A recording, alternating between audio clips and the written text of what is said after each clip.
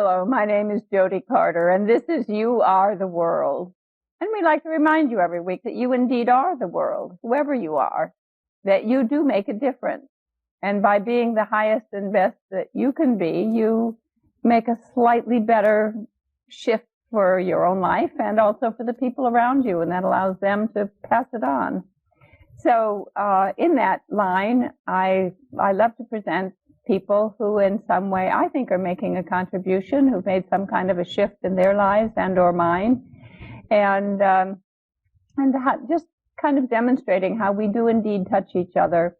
And today I have a special pleasure to introduce you to Delia Salvi. Welcome to the show, Delia. Thank you.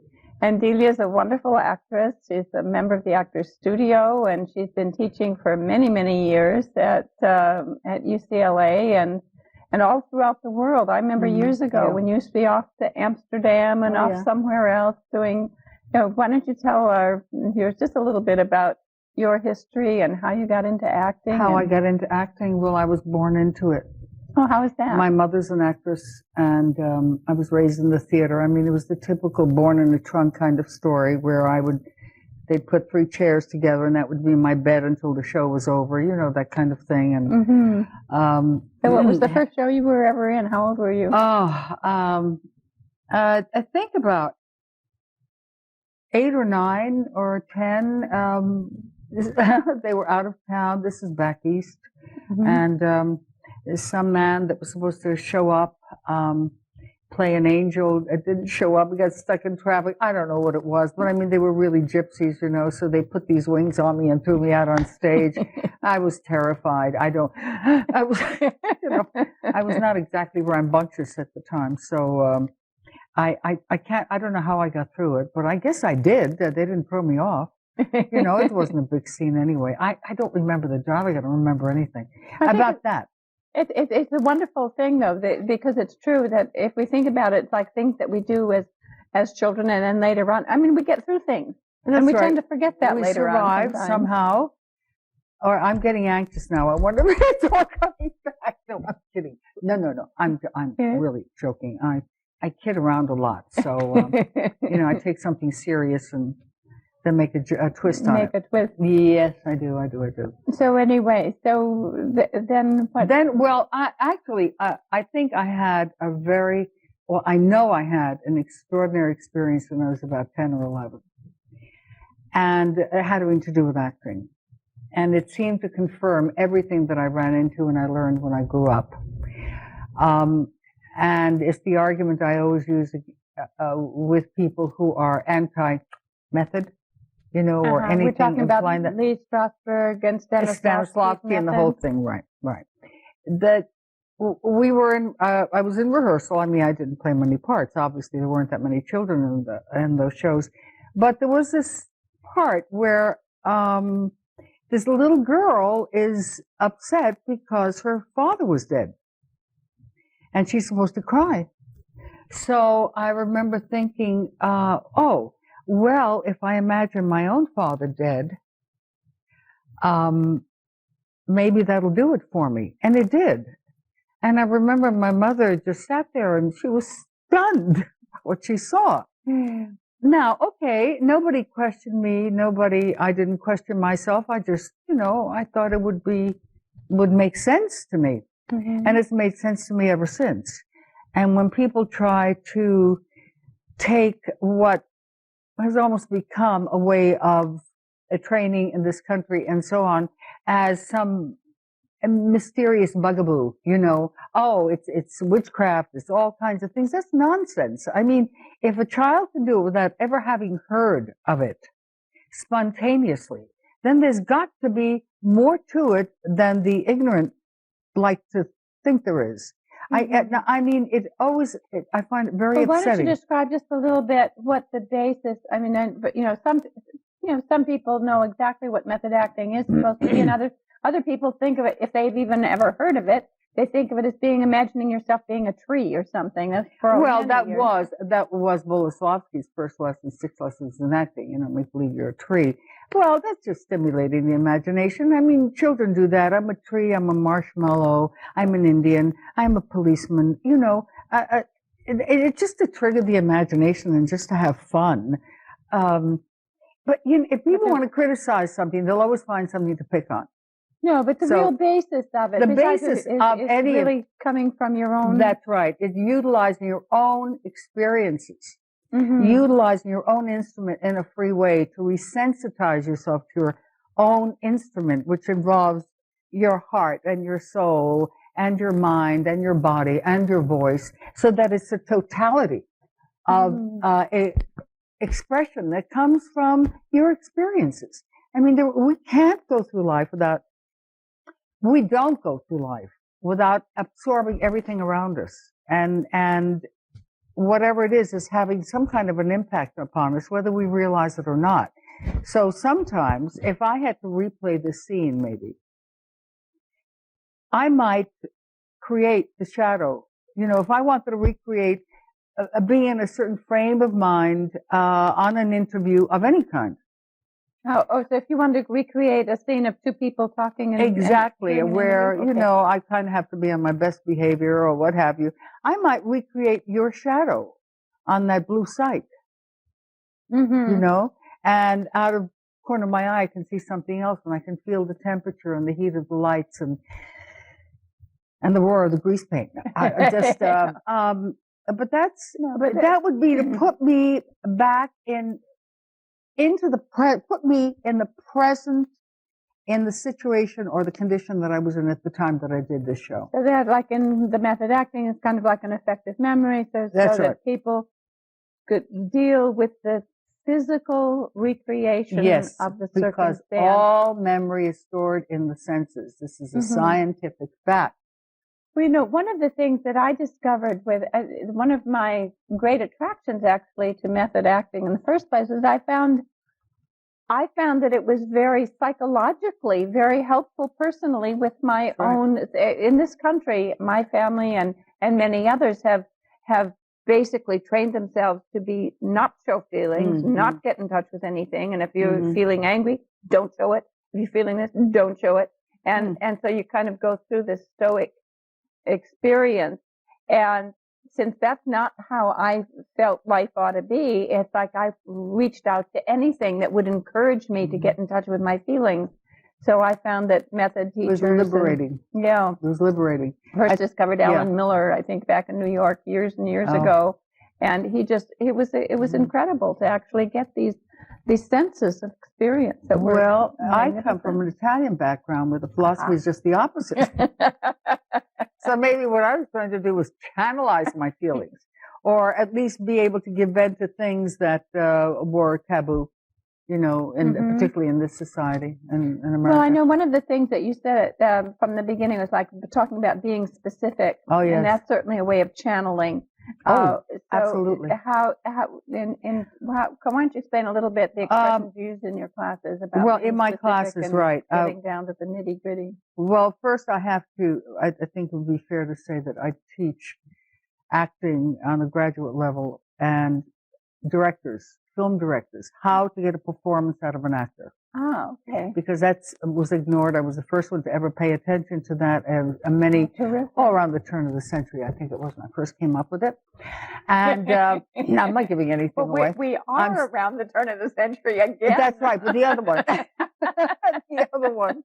But and that only came as a result of the fact that I had been directed so badly by some and just blossomed and sailed with others. What was the difference? So, at any rate, I mean, I always had that feeling about it, and then noticed that young filmmakers didn't have a clue about what turns an actor on and doesn't, and how their films were so wonderful except for the performances, and then the film would drop. I mean, it would just go flat. So I just said one day to this film faculty, they really need a course in how to direct actors, and you shouldn't wait for the editing process.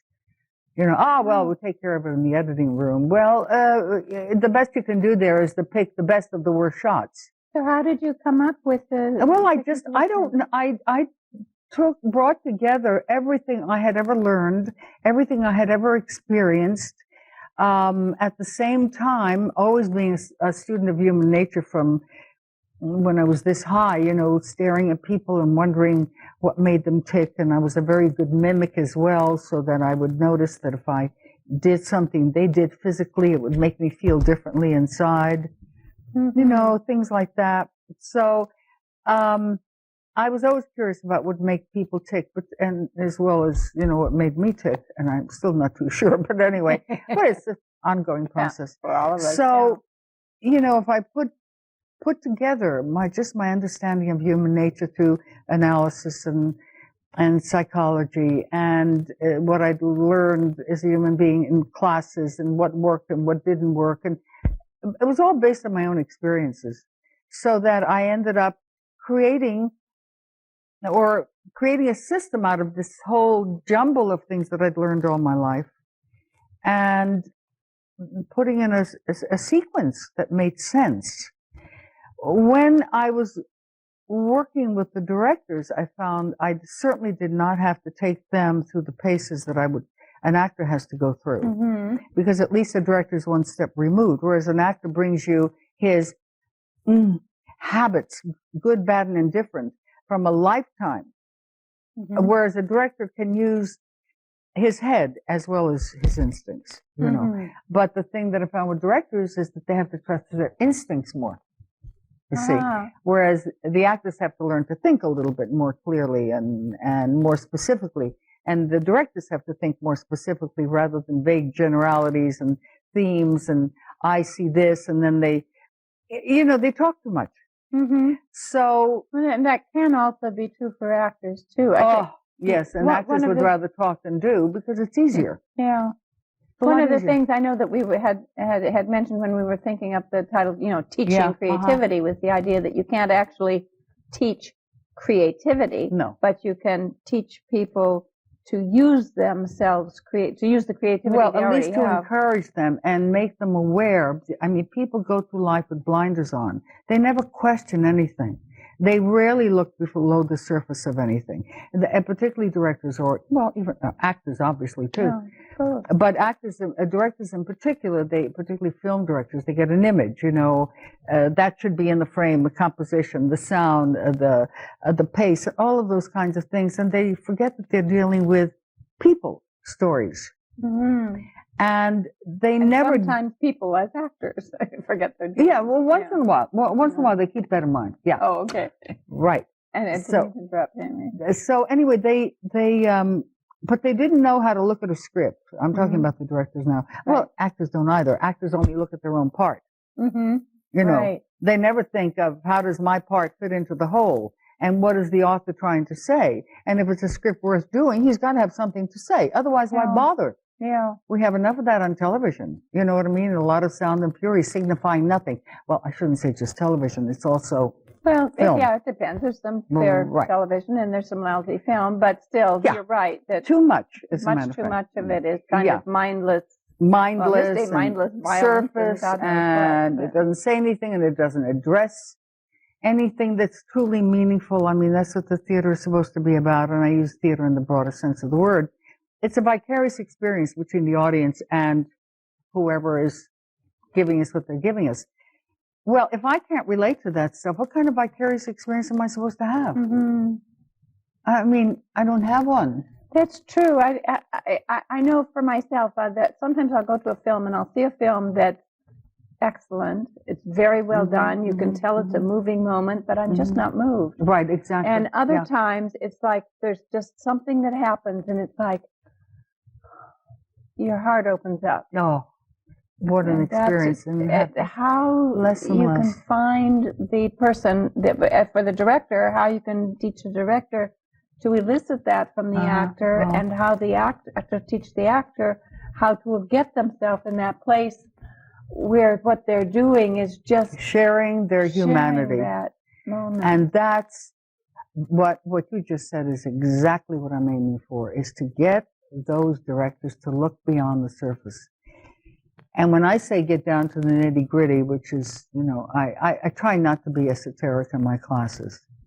You know, I'm like the Dutch aunt, you know, the Dutch uncle who tells it like it is. Well, I guess I'm the Dutch aunt. I force them to question things. I ask them very specific questions. There's an outline they have to follow to analyze a script. Mm-hmm. And I said, I don't want a paragraph. I don't want an essay. I want you to put in 2 or 3 sentences. And 1 sentence if you can. Mm-hmm. So that forces them to think, and it forces them to ask themselves questions.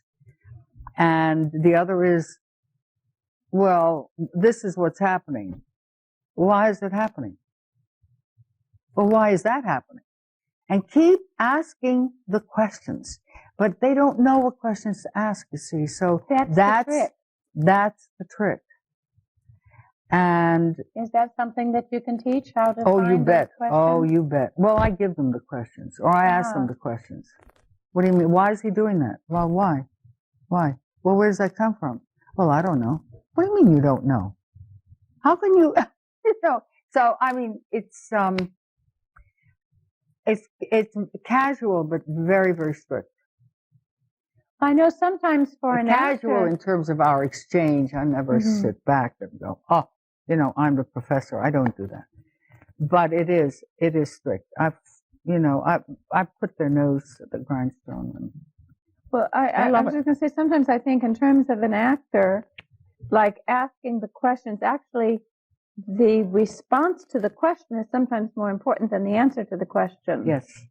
That sometimes just asking the explorative process. That's right. Will sometimes open up that creative area. But if the director doesn't have an overall idea of what is going on with these people and between them, how is he going to know what to ask? That's true. Yeah. If he has no insight into human nature, how is he going to understand the nature of the actor, who happens to be a human being? Although some of them would deny that. You know, how can they know how to look at a script if they don't look at the life around them? They don't look at the life around them. They don't pay attention. They don't go to a restaurant and really look at people and try to understand what's really going on between them. Not the words, but the vibes. And this is where I try to really encourage, trust your feelings. Get in touch with your feelings. What do you feel about that? What does it remind you of? What do you think is going on? You don't have to be right or wrong, but have an idea. Have an idea. Just sit there and look at things as if they were blank screens. Right. You know, so it's not a matter of teaching creativity. It's a matter of forcing them to become aware so that they can utilize their experiences where they really start looking and playing these little games in their heads and trying to figure out the story of what's around them and body language. Try to interpret body language. Yeah. Be aware. Listen to the voice, not the words. Listen to the tone of the voice. Now, all of that helps them understand if the actor is being truthful or not. You see, so if it takes it to the feeling level. Of course. Yeah. Of course. Which is what you were talking about. Yeah. And it's one of the things that I find so important is even beyond, I think the director really needs to think a certain amount through. Oh, absolutely. I think for actors, there are times when thinking a certain amount through can be very helpful, but the thing of how do you feel about that is, well, I guess that's my personal thing. It's like that's been my consistent thing of getting to, wait a minute, what's my feeling in this moment? How do I feel about that? Are you aware of what you're feeling? That's the first, that's what you're saying, right? That's by asking the question. Right. That begins that forces you to be aware. Yeah. Right. And then the next step is expressing it. Yeah. You know? Well, by having the awareness in the first, you can't express it very well if you're not. No, exactly. If you don't have some kind of an awareness. But most actors, unfortunately, a lot of the young ones in particular, always operate out of their heads, you know? Yeah. So the words come out right, or the intelligence may be behind the line, they raise their voice at the right time, and so on and so forth. They're not necessarily bad actors, they're fine, but so what? which is, goes to explain your experiences where I go, oh, yeah, yeah, oh, nice moment, but I'm not moved. Yeah. Yeah, well, that's I guess why I say that was why I was drawn to the method, to Stanislavski's method, to the Actors Studio and Lee Strasberg, because there was beginning to get in touch with that feeling level. Many things I've done besides for just acting in my life has helped to bring me to a level where my feelings are far more present than they used to be. I mean, everything used to be thinking. Well, that's the whole thing. That's the beauty of that work. Yeah. That really is. It just, all it does is just try to get you back in touch with who you are. That's all. Yeah. That's what it. What a magnificent gift. I know, and it's so hard. I mean, it's hard for most people. Yeah. And particularly with actors and directors, the kind of training they get seems to encourage them to be farther and farther away from it. And so, it's I think we're going to have to just do a whole nother show about this. Our time is gone. Really? Oh my! Oh wow, that was short. Well, it felt so short. Yeah, but it was fun. But it was I just really appreciate so much your being here. Thank you, Delia. I appreciate your asking me. Well, a joy and delight. We'll have you come back again. And for you, do stay with us. And we're going to have the good news portion of the program, and that's your opportunity to get in touch with your feelings, to get to really touch who and what and where you really are, and to use that creativity in a wonderful kind of way.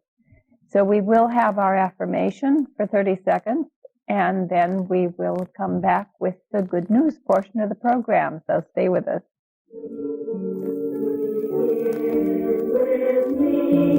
Let this be the moment now. With every step I take, let this be my promise now. To take each moment and live each moment in these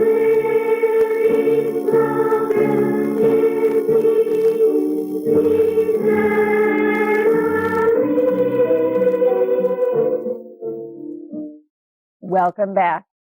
This is the good news portion of the program, and here's where you have an opportunity of really participating with us and getting in touch with some of that creative energy that is always there within each of us at every moment. And one of the best ways of truly realizing how creative we are is by starting with just a huge, big breath. So let's all just take a breath together and recognize how creative the breath itself is. The breath carries oxygen to the parts of the body and helps the cells to renew and helps the body do what it needs to do. And it brings a certain edge of peace to our emotions. And it's just an incredible process that there is a specific choice about. We don't choose to breathe. We do it naturally. We know how to do it. But how we breathe is a choice. We can truly take a deep, full breath and touch the depths, to allow that breath to do its best work, or indeed we can run around and do all kinds of things and keep things in our heads and do it kind of, and run out of breath half the time and so forth. And it's not using the breath very well. So let's just take those moments. Take this moment to breathe and to allow the replenishment of the breath in our body, of the peace to our mind, to our being, to our soul, and really experience the gift that not only breath is to us, but the gift that we are to the world around us. Each of us has something very, very specific and very unique and very special to contribute to this world. We are contributing at every moment by being who we are. This wonderful creative process that we are, we use, some of us perhaps as actors, but no matter who we are, as airline pilots or mothers or teachers or whoever, whatever we do in this life, each of us is a center of a magnificent creative process. Let us use it well. Let us take that time to regenerate the wholeness and the creative health of our own being. And let us allow each person around us to touch us in some way and to allow us to touch them. So let us see who and what is around us, see the wholeness and the health. And I invite each of you to do this on a daily basis, several times a day. Whenever you think of it, take a breath. Be aware of who you are in a magnificent, wonderful way. And let people know what you appreciate about them. Allow that creative process to be yours. Also, let us know in what way we perhaps have touched you. As you remember and get in touch with the fact that you are the world.